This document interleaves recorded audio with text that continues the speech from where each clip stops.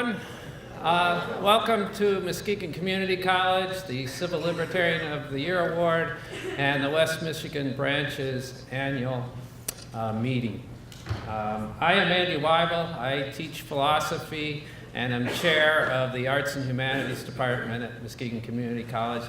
And I welcome you to the Overbrook Theater and Muskegon Community College. We're a place unlike others in West Michigan, where we frown upon guns, but we welcome people to be openly gay. So, been watching them.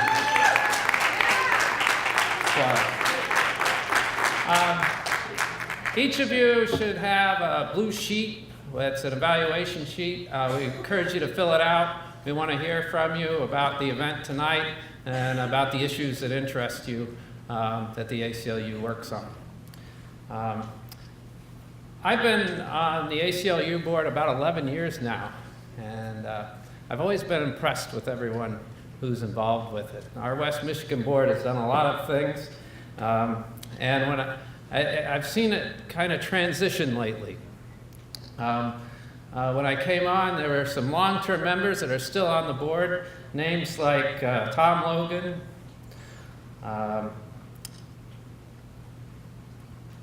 Mike Nelson, Bob Goodrich, Win Irwin, Lana Boldy, Pete Armstrong, Syed, I saw you out there. All these great people are doing wonderful things, and now I'm seeing a new transition. I'm kind of in the middle. I'm seeing these new exciting people come on the board and taking it in new directions.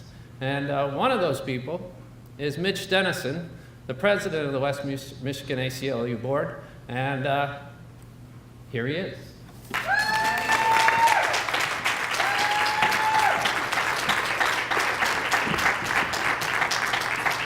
Good evening. Thank you, everybody, for coming. Very much appreciated. This is my hometown. It's my alma mater, MCC. Love this college.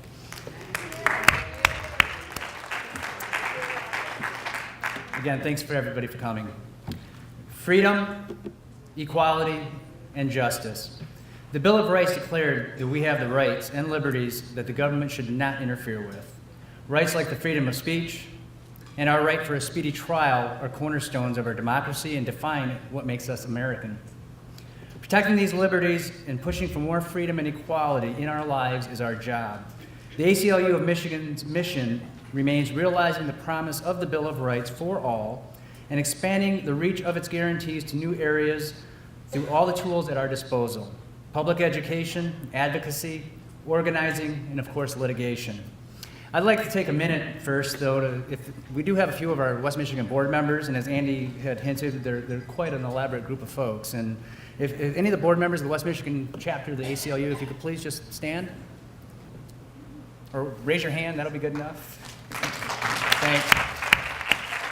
It's a very dedicated group.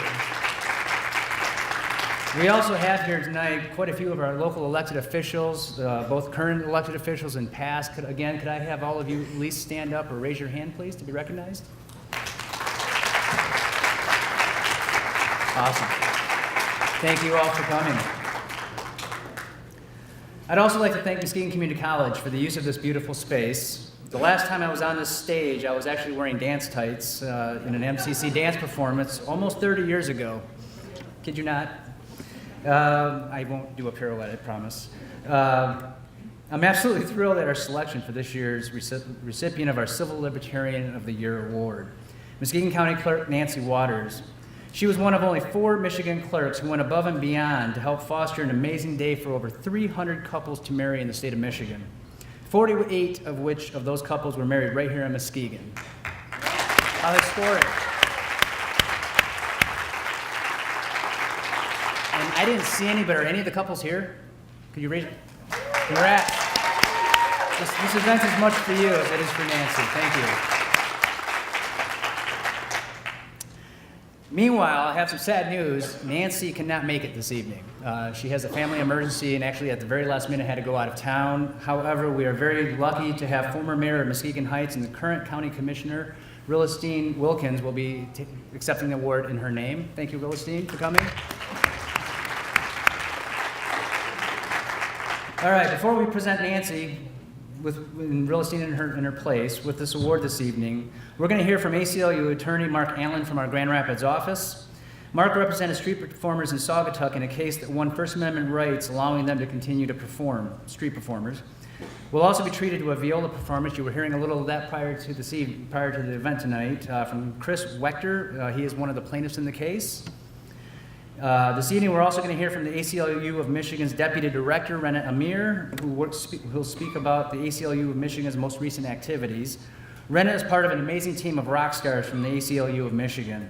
We should also be extremely grateful for this abundance of talent led by Executive Director Carrie Moss. The ACLU of Michigan has 3 physical offices in Detroit, Lansing, and Grand Rapids, and is also supported by 6 local branches of volunteers throughout the state, and we have many local college chapters also. This last year has been extremely busy for the Western branch of the ACLU. The ACLU of Michigan's Western branch is comprised of 26 board members and numerous volunteers. Our main objective is to help promote the many ACLU activities to help support the ACLU as an organization. We will continue to expand our activities promoting awareness and education of hot topic issues throughout the West Michigan community with our own events and via outreach at various public events throughout the oncoming year. One of the Western branch's most impressive accomplishments over the last few years was a recent adoption of a new surveillance policy by the City of Grand Rapids and the Grand Rapids City Commission. Our local branch has been negotiating with the City of Grand Rapids to adopt a surveillance ordinance since August of 2014. After about 8 months of negotiations, the city adopted our policy with only minor concessions on our part. It was an incredible win for the privacy rights of the citizens of Grand Rapids. I am personally hoping that we will be able to start the same dialogue with officials here in Muskegon County as we help roll out similar policies throughout Western Michigan. Before I bring up the next speaker, I'd like to remind everybody that the ACLU is a member-based organization. We cannot do what we do without the support and strength of our core membership. Becoming an ACLU member is very easy. All you got to do is go to aclu.org, or you can grab a membership application out front on our table in the lobby. If you'd like to follow our local activities of both the ACLU of Michigan or the Western Branch, just visit our website at aclumich.org or follow us on Facebook and Twitter. Once again, I'd like to thank you all for coming. I appreciate you coming out very much. At the moment, I'd like to introduce our staff attorney, Mark Allen, to talk about our Saugatuck case. Mark?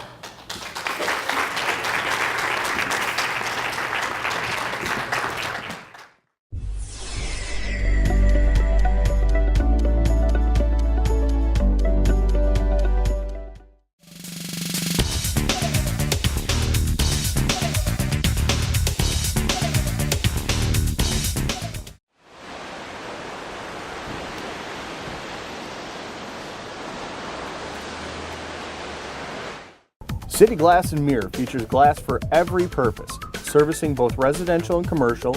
Their full-service showroom displays every aspect of what City Glass has to offer: handrails, closet systems, replacement windows, bath hardware, shower doors, and custom mirrors. They even offer auto glass and storefronts to see all they have to offer. City Glass and Mirror, located at 100 West 7th Street in Grand Haven and 631 Commerce Court, Suite 10 in Holland. Your vehicle is an important part of your life. It gets you where you need to go. Take care of it by bringing it to Van's Car Wash and Quick Lube. At Van's Quick Lube, every vehicle gets up to 6 quarts of high-quality Quaker State oils, new oil filter, and a free car wash with every service. If you need a quick wash that is done right the first time, then stop by any convenient Van's Car Wash and experience the hand-scrubbed and Simonized difference. Keep your car running and looking great at Van's Car Wash and Quick Lube. 6 convenient locations, 1 near you.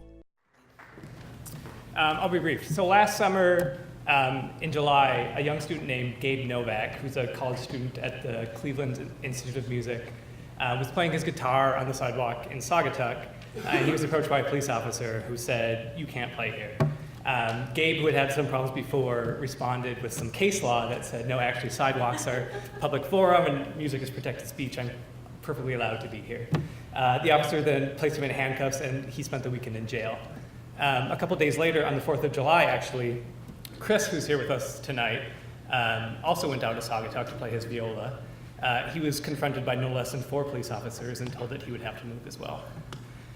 So after looking into the case a bit, we found that this is a problem across Michigan. We found similar events happening in Oakland County and up in Traverse City. So we filed a lawsuit on behalf of Gabe and Chris. And last month, we won. The city agreed to let musicians play on the sidewalks and in parks and other public forum in the city. And we got our guys a little bit of damages as well. So now Chris is gonna,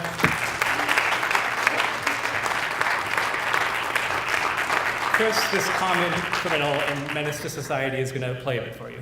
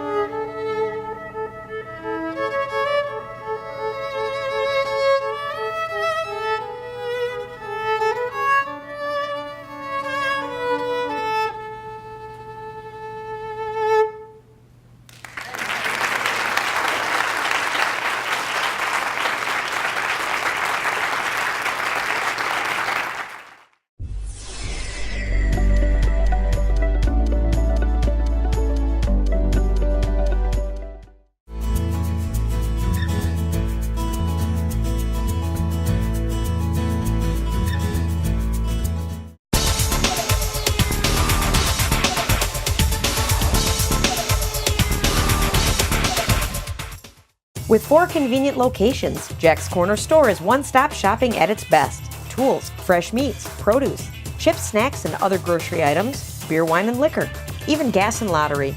That's why Jack's is your corner store and so much more. The Health Hut, located at 3112 Henry Street in Norton Shores, offers a full line of natural and organic groceries, including fresh produce and free-range, hormone-free meats, eggs, cheese, and dairy provided by local farms. Taking pride in carrying products which contain no preservatives, additives, or unhealthy fats, their wide selection of allergen-free foods can accommodate most specialty diets. From frozen desserts and entrees to pastas, baking mixes and cereals, to soups and salad dressings, to chips, candy, and other snacks. The Health Hut. We have your good health in mind. Whether you're a first-time jewelry browser looking for an extraordinary engagement ring, a couple celebrating your 60th anniversary, or you're just looking to treat yourself or mark an important event, Rothheim & Swanson Gemworks is proud to offer custom-made selections handcrafted in America. Silver, fine-colored gems, diamonds, and gold jewelry, as well as strands of lustrous quality pearls. From ring and watch appraisals to in-house jewelry design and repair, ring sizing, remounting, to a complete rebuilding, you can rely on them to keep your old favorites looking new. K&S Gemworks, Muskegon's community jeweler. Memories made one at a time. That is quite an act to follow. I would not have agreed to this had I known that Chris was going to play before me. Let's give him another round of applause.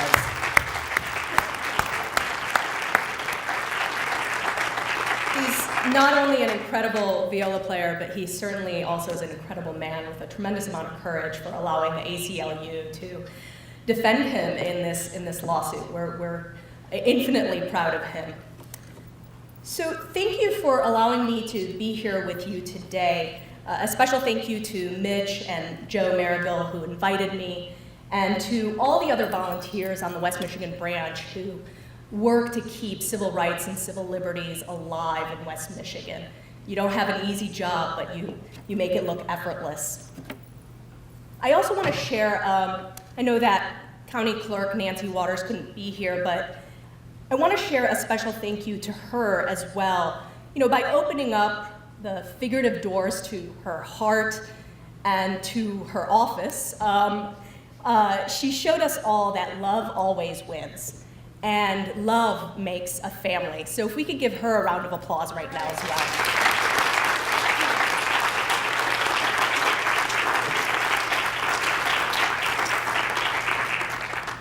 And finally, I want to thank all of you for joining us tonight and taking time out of your evening to celebrate Nancy Waters. I am under no delusions that you're here for me, and that is okay. I appreciate all of you. But I was asked here to speak today about the ACLU's successes over the last year, as well as the threats to legislative threats to our civil rights and civil liberties.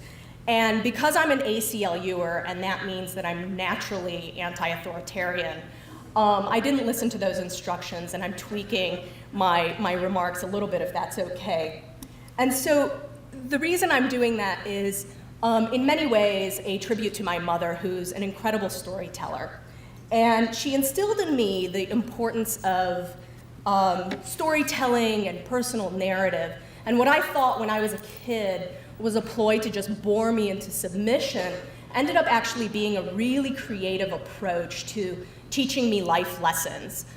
She would tell me these grand stories of her life in Lebanon, stories that included horrific details of war, poverty, sexism, racism, but also, and more importantly, unwavering courage, and even by her own admission, perhaps naive bravery. And so I want to tell you stories today, as opposed to listing our victories and defeats and ongoing threats. Because you see, democracy thrives when we're informed and when we're engaged. And storytelling does that. Storytelling grips us. And so today I'm going to weave, what I hope anyway, is weave a tapestry of stories that I do implore you to share. And in fact, I'm going to remind you over and over and over again to share these stories. Before I came to the ACLU, I was actually a journalist. And my time as a journalist, as well as my experience as the ACLU, has defined me. And in fact, as an immigrant, it defined my special relationship with the perception of the American dream, a dream that begins at the Declaration of Independence with talks of certain unalienable rights that include life, liberty, and the pursuit of happiness.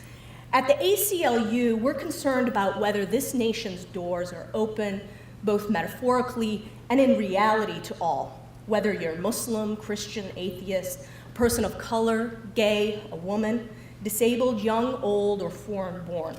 Whether you're trying to flee political persecution or secure opportunity in this nation, whether you want decent education, just a fair shot, fair treatment in the workplace, in the court system, or our legislative bodies, or on the streets, like Chris.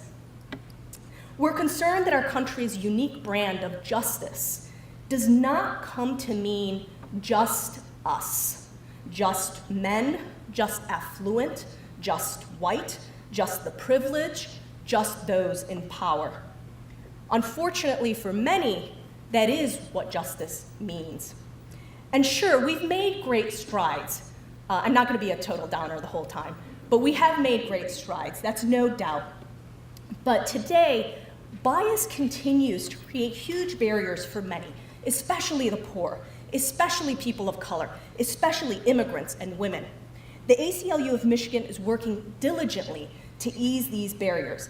After all, we know that ensuring equal access to economic health, education, working to end violence, addressing our broken criminal justice system, and finally realizing the promise of the Bill of Rights that Mitch talked about earlier, takes vigilance and patience. We know that this is a marathon and not a sprint, but every step counts. Every lawsuit filed, every legislative victory or defeat, every protest chant, every press release for all the PR people in the room, it all counts. Every action, every gesture, every act of kindness, like opening up your office on March 22nd to marry same-sex couples, every act of love counts. Everything counts. For instance, take Glenna DeYoung and Marcia Casper. By their own admission, they are unlikely activists. They never thought that they would become ACLU clients, and they certainly didn't think that they would ever be the grand marshals at a gay pride parade.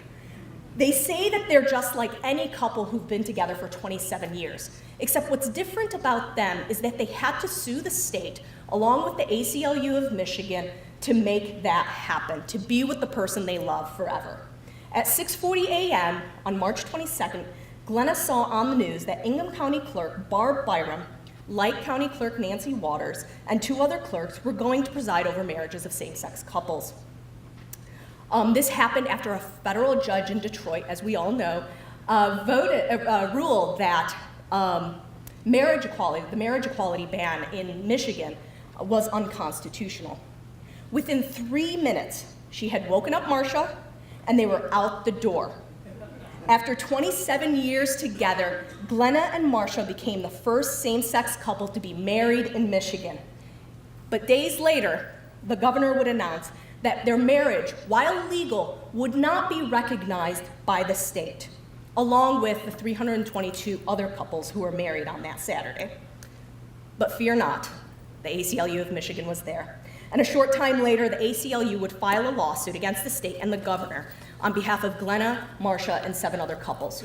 We argued that these marriages are cherished.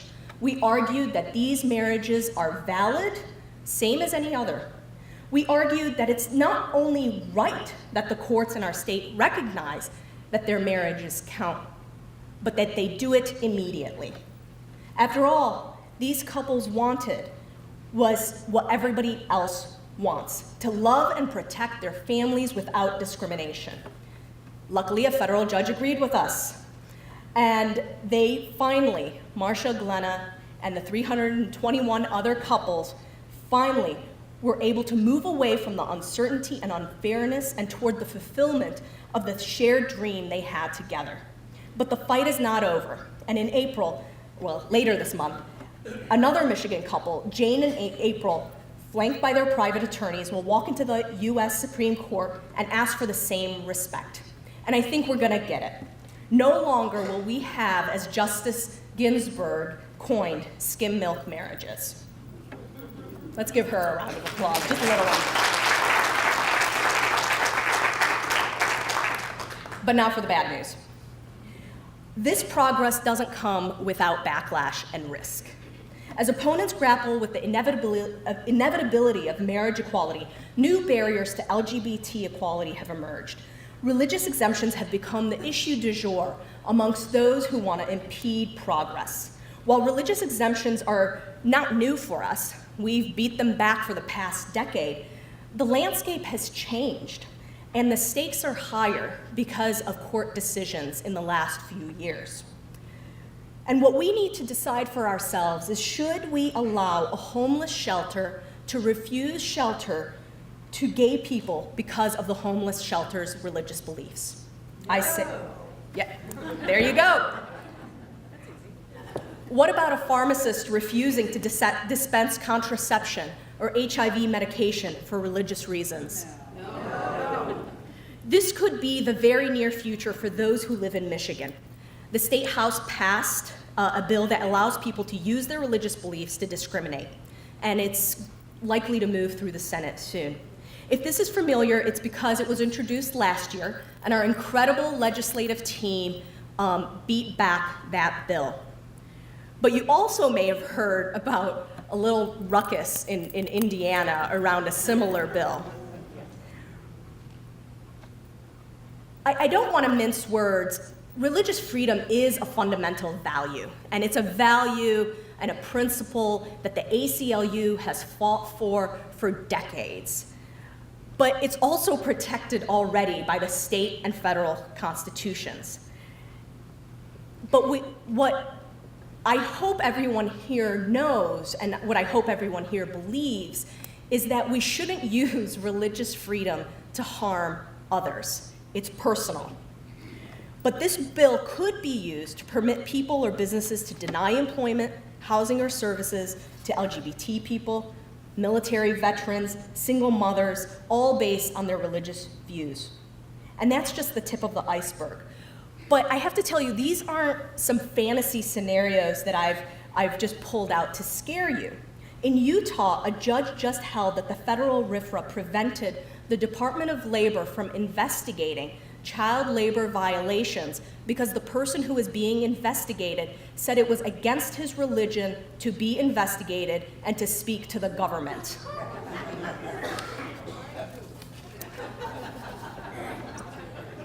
It would be funny if it wasn't so scary. We need to stop this bill, but it's not just this bill. There are 3 similar bills right now moving through the legislature. There's a bill that would allow religiously affiliated adoption agencies to not place children in loving homes based on the agency's religious beliefs. There's a school RFRA, school religious exemption bill. And there's a bill that would explicitly allow healthcare workers to deny people services because of their religious beliefs. So I ask you today, if there could be an action at the end of this event, or even right now, call your legislator, email your legislator, call the governor, email the governor. Do that, because we cannot have these bills pass. And if for some reason you need more proof of why these bills are so bad and why these examples are so bad, I want you to think about one of our clients, Tamisha Means. Tamisha Means is a woman of deep faith who is actually suing the U.S. Conference of Catholic Bishops. Her story begins in the hospital. Tamisha Means, also, by the way, from Muskegon, was 18 weeks pregnant when her water broke prematurely. She rushed to Mercy Health Hospital, the only hospital within a half an hour of her home. Tamisha was having a miscarriage. However, the hospital didn't tell her. They didn't tell her that she had little chance of a successful pregnancy. They didn't tell her that she was at risk of infection and death if she tried to continue the pregnancy, and that the safest course of care in her case was to end the pregnancy. The hospital simply sent her home with hope. Hope that if she held on for a few more days or even a few more weeks, everything would be okay. She came back the next day, this time by cab, bleeding and in pain, and she was turned away again with 2 aspirins. Again, she was not told of the risk of continuing her pregnancy or what her treatment options were. She begged for answers. She begged for the care that she deserved. Tamisha returned yet a 3rd time, this time with a significant infection. The hospital was prepared to discharge her once more, not telling her about the infection, if you could believe that. That's when she began to deliver, the feet of her fetus clearing her cervix as she begged for answers. She knew there was something wrong. This is not a case of doctors not knowing what to do. This is not a case of doctor neglect. This was a case where ideology trumped medical standards of care. But why? It's simple, but so incredibly wrong at the same time. Mercy Health, as you all know, is a Catholic-sponsored hospital, and therefore it's required to adhere to ethical and religious directives, a set of rules created by the U.S. Conference of Catholic Bishops, not doctors, that tell doctors what to do, that prohibit doctors from providing vital medical services and the information patients need to make informed decisions about their health, and from honoring patients' requests if they conflict with those directives. This is true even in the case of Tamisha Means, when compliance to these directives could have cost her her health or life. She was not even told that the hospital had to abide by these religious directives. She was given absolutely no agency in her healthcare decisions. Tamisha never had the chance to direct her care or make any of the real decisions that you or I would hope we could direct if we were in the hospital in the same situation. But all too often, women are left out of these important decisions about their health, their wealth, their education.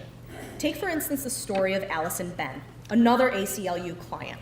During her pregnancy, just before Christmas, she received an eviction notice from her housing commission. Anyone guess why she received an eviction notice? Not paying rent? Wild party? Allison is a domestic violence survivor, and the Housing Commission believes that if a woman is attacked, she must have brought it upon herself. She was being evicted because of the actions of her abusive ex, who the commission euphemistically referred to as her guest. Allison had been attacked on a number of occasions in her apartment by the father of her child, and each time she would call the police, and each time the police officer would come but tell her she should refrain from calling the police or risk being evicted. The last time her ex brutally attacked her, pulling her hair, kicking her, punching her in front of her child, she called the police again. This time, the Housing Commission made good on its promise and began eviction proceedings immediately. They said that she could not control her guest, and they claimed that people like her were ruining the neighborhood and that they did not deserve to live in that housing complex. Rather than work with Ms. Ben to ensure that she and her child were safe, the Housing Commission re-victimized her by attempting to evict her from her apartment. But let's be clear.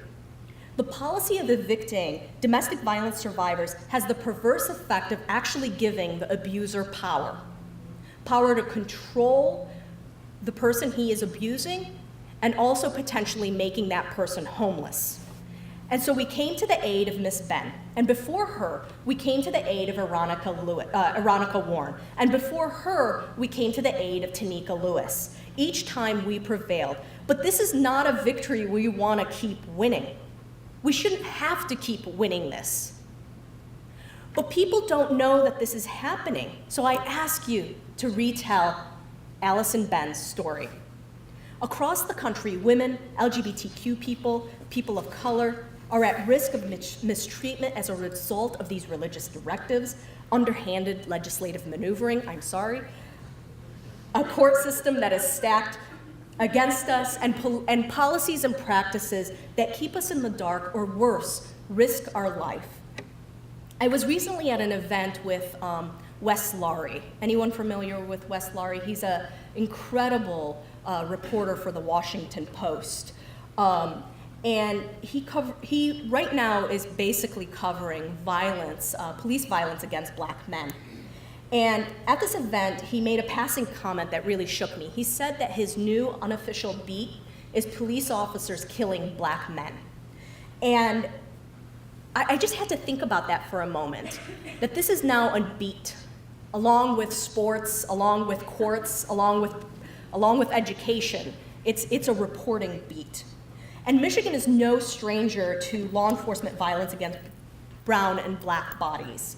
Earlier this year, Mark Fancher, our Racial Justice Project staff attorney, spoke before the Inter-American Commission on Human Rights to tell the story of Milton Hall. Just a show of hands, how many of you know the story of Milton Hall from Saginaw? Mr. Hall was a 49-year-old homeless man in Saginaw when police killed him.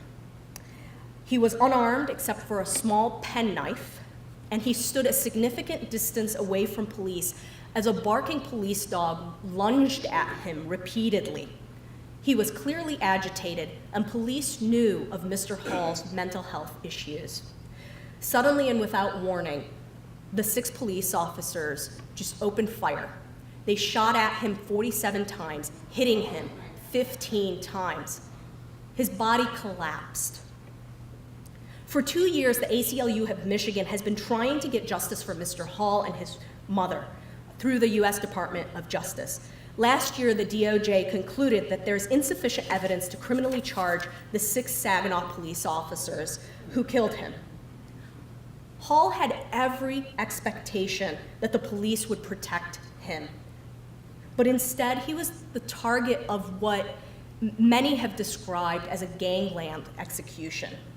In this case, the only ones who have been protected are the police.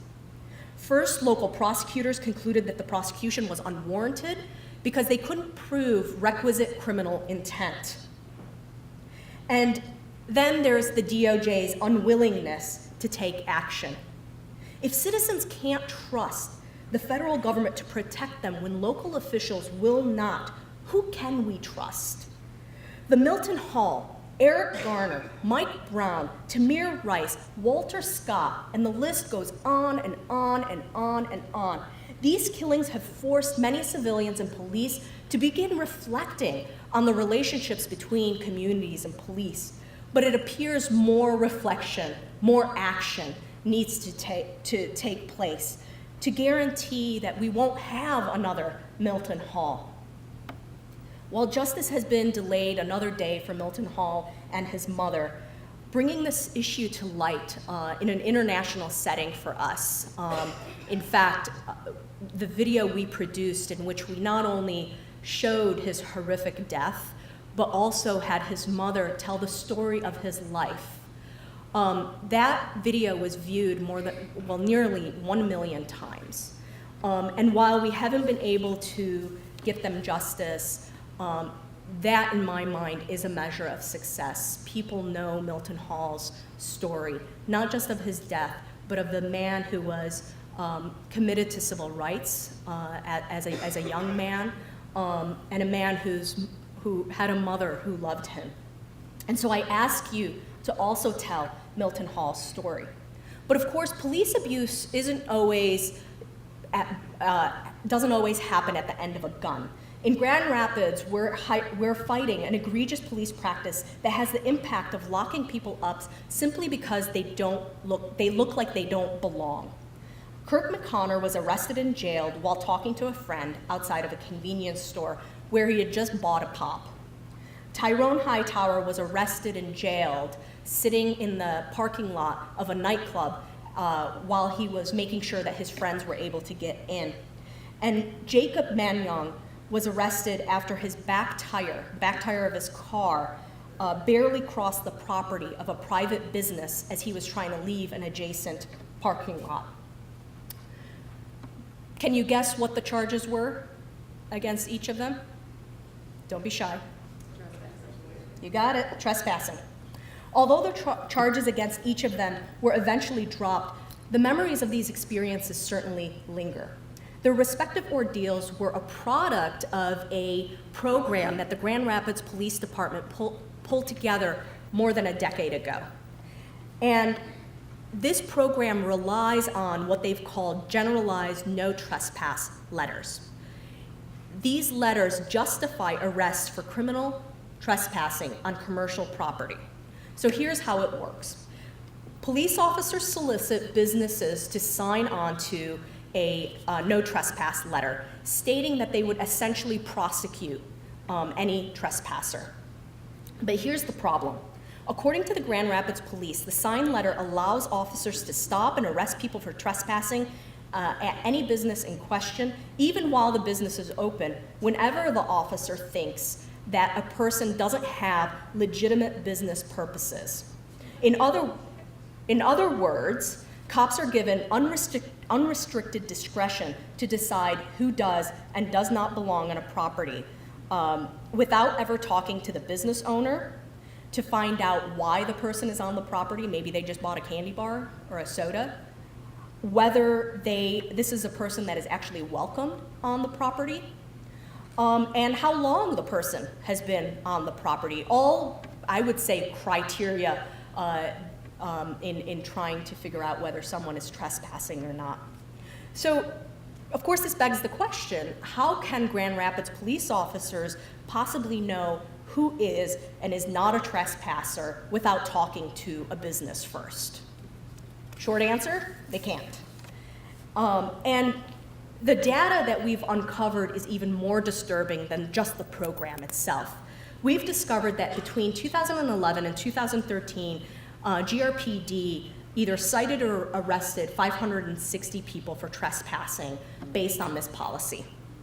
And as you can imagine, in a city in which Black people make up roughly 20% of the population, 59% of those detained for trespassing were Black. Even more disturbing, African Americans were more than twice as likely as whites to be arrested rather than just simply ticketed. We, of course, filed a federal lawsuit against the city of Grand Rapids last year, and we're challenging the constitutionality of these no trespass letters. This policy is simply wrong, it's unconstitutional, and it's certainly unconscionable. So I ask you to tell the stories of Mr. Connor, Mr. Hightower, and Mr. Menyon, and countless other Black and brown men arrested for merely existing in Grand Rapids. While the ACLU has many tools in its toolbox, and I've named, I think, all of our tools, our legal work, our legislative work, our communications work, our organizing work, the best weapon at our disposal is really our voice. But we can't speak alone. Through your help, your collective voice, and your collective consciousness, we can pierce through the injustice with laser-like precision. It has been our foundation for equality, and it's never been easier to amplify our stories. We have social media, we have a 24-hour news cycle, and we have events like this. Last year, I was at an event in Grand Rapids that Tamisha Means was being honored at and spoke at. And she told her emotional story and also ended by repeatedly saying that she is the voice for all women. I agree. Regardless of what happens in her case, regardless of what happens in any of these cases or the legislative fights that I mentioned, by telling their stories, by holding to our principles, even in the face of tragedy, even in the face of pain, we're making a difference that you can make also by not only sharing Glenna and Marsha, Milton Hall, Tyrone Hightower, Tamisha Means, or Allison's stories, but by sharing your own story.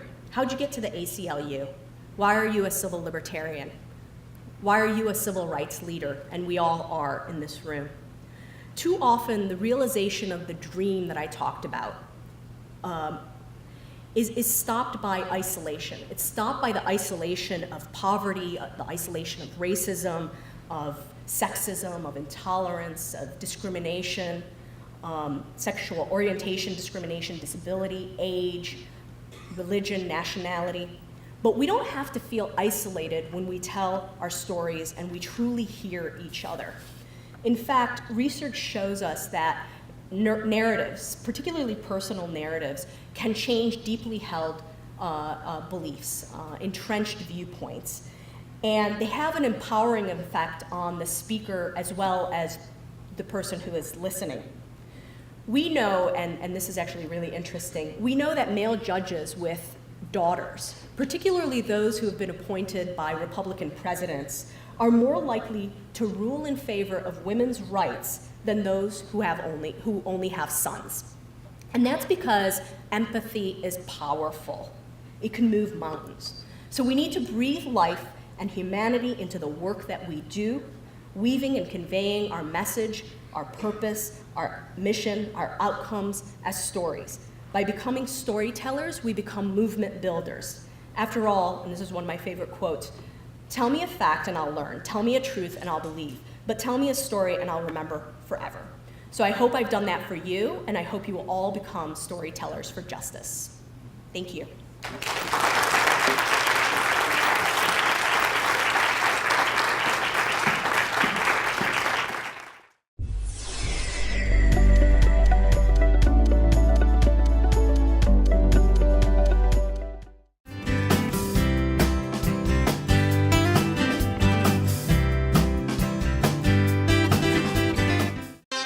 The Most Wanted sale is now on at Langlois. Get FBI sale prices on the Most Wanted living rooms, dining rooms, and bedrooms, and the Most Wanted HD TVs and appliances. With FBI pricing and no interest for 1 full year. Only at Langlois on Henry Street, Muskegon. Northway Lanes and Billiards, featuring Cosmic Bowling, 50 auto-score lanes, automated bumpers, 8 Brunswick pool tables, snack shop, and banquet facilities.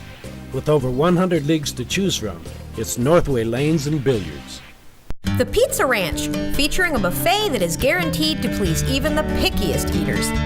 From a full soup and salad bar, pizzas and breadsticks, to mouth-watering roasted chicken, potatoes and gravy, vegetables, drinks and desserts, all for just one price. Their menu features a wide variety of delectable favorites. You can dine in, carry out, or have your meals delivered. There's something for everyone at the Pizza Ranch. Hello, Muskegon. My name is Mark DeWitt. I'm the owner here at RPM Automotive. We've been here since 1996. We're a full-service auto repair center. We do both foreign and domestic repairs. Most of our repairs are performed same day. We do everything from AC, engine repair, and computer diagnostics. Feel free to call or come by and see us. We're located on Getty Street, next to the Getty Street Grill.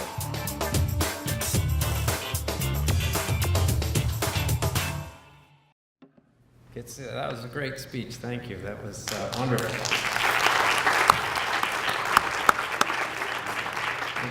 I think the state's in great hands. Thank you. I'm Andy Weibel again. I'm going to be presenting the Civil Libertarian of the Year Award. Preserving civil liberties takes countless men and women working together to promote liberty and equality for positive change in our communities. The Civil Libertarian of the Year Award has been given every year since 1966 to one person or group who have gone that extra mile to protect our civil liberties in West Michigan. The list of people and organizations who have received this award is quite prestigious. Names such as George Harwell, Gil Davis, Kate Wolters, Dirk Coney, Owen Bieber, the original Bieber, Michael Nelson, who's here, and last year's recipient, Mary and Alice Williams, are some examples. The award has also some Muskegon heritage. Attorney Jerry McCroskey was the 1968 award winner. And his daughter's here tonight, so it's great. So it's nice to bring this award back to Muskegon with Nancy Waters. Let me say that this is not the first year that Nancy Waters' actions corresponded with the mission of the ACLU. She's been working her whole life to protect basic rights and to better her community. She's been on the board of the Urban League and is a lifelong member of the NAACP. She has attended the Democratic National Convention every 4 years since 1968. She was elected in 2003 as the only woman to serve on the Muskegon County Board of Commissioners. She was elected in both 2008 and 2012 as the Muskegon County Clerk. And as clerk, she's been busy. She's done things such as put poll books on laptop computers. Probably noticed that when you went voting. She's ensured the protection and integrity of all court files and documents, ensured transparency by putting campaign finance, court proceedings, and county commission minutes online the same night. And she's expanded services on Saturdays in more ways than one. Muskegon County Clerk Nancy Waters stood out in March of 2014 as a lone voice for justice in West Michigan when she opened up the county clerk's office on a Saturday to provide marriages to 48 same-sex couples, many of which had been waiting decades for the opportunity to say 2 words, "I do." She had a co-conspirator that day, Reverend Bill Freeman at the Unitarian Church. He performed the ceremony, and he says he sent us a letter. We were trying to get him on the big screen, but that didn't work out. So we got a letter though from him, and so let me read it for you. It says, Dr. Martin Luther King Jr. proclaimed, "Injustice anywhere is a threat to justice everywhere. When it comes to the issues of marriage equality, injustice has prevailed in Michigan for too many years. However, for a few glorious hours, a little over a year ago, justice triumphed in Michigan when a federal judge ruled that the state's same-sex marriage ban was unconstitutional. Hundreds of weddings for gay and lesbian couples were performed across the state on March 22nd, 2014, before the Federal Appeals Court in Cincinnati stopped them. As minister of Harbor Unitarian Universalist Church at the time, I was blessed to be able to perform 48 of those weddings, but I could not have done them alone.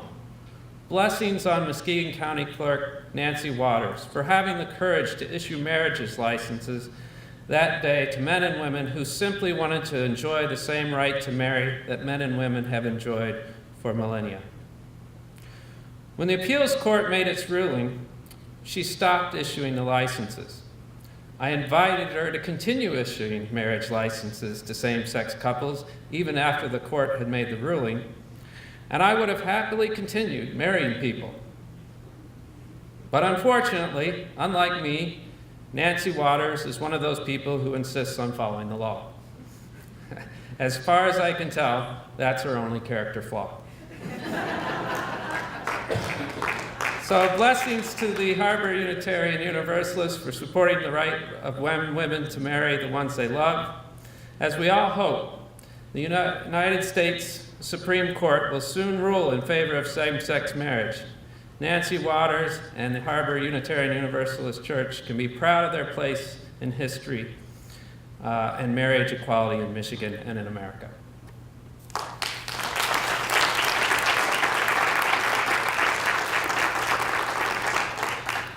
I should note that others in Michigan and in West Michigan in particular, other county clerks didn't take the same approach that Nancy did.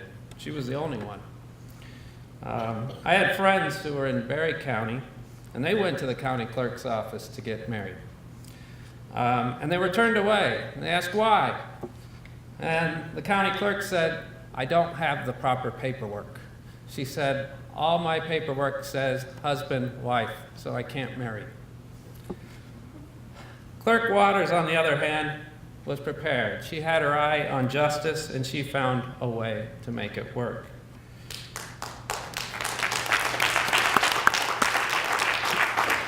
She'd been preparing for this opportunity for quite some time and welcomed it with hard work, sound judgment, and carrying arms.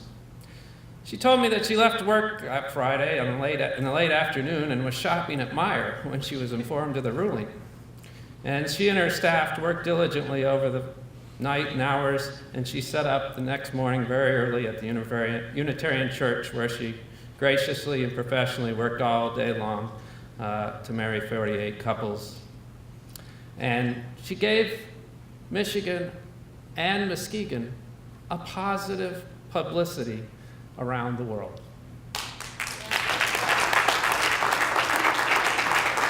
So it's my honor to present Nancy K. Waters with the 2014 ACLU Civil Libertarian of the Year Award.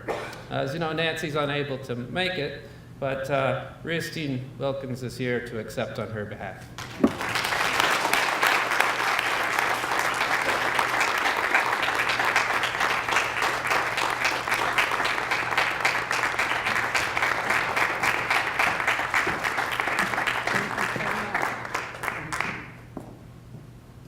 Good evening. It is indeed an honor for me to be here and to accept this award for County Clerk Nancy Waters. To the ACLU Board, friends, and family, I'm Rhea Wilkins, Muskegon County Commissioner from District 1. I'm standing in today for County Clerk Nancy Waters, who is unable to be here because of an emergency out of town. But Clerk Waters asked me to accept this award today on her behalf.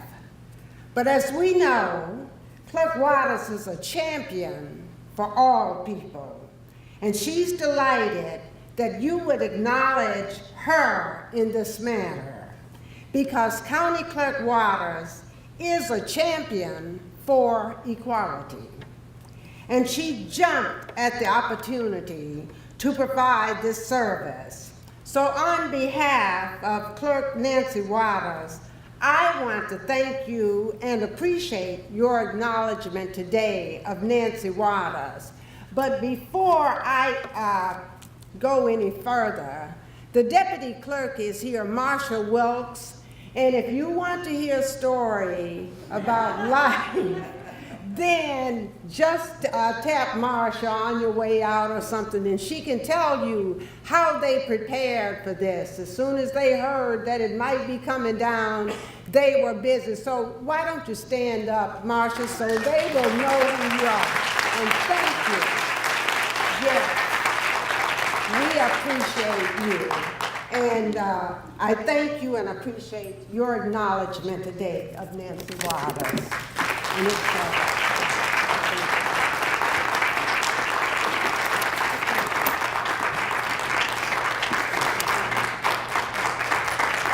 Thank you all once again for coming. One of the things I like to do as president of the board is run our meetings really short. So, meeting is adjourned. Good night.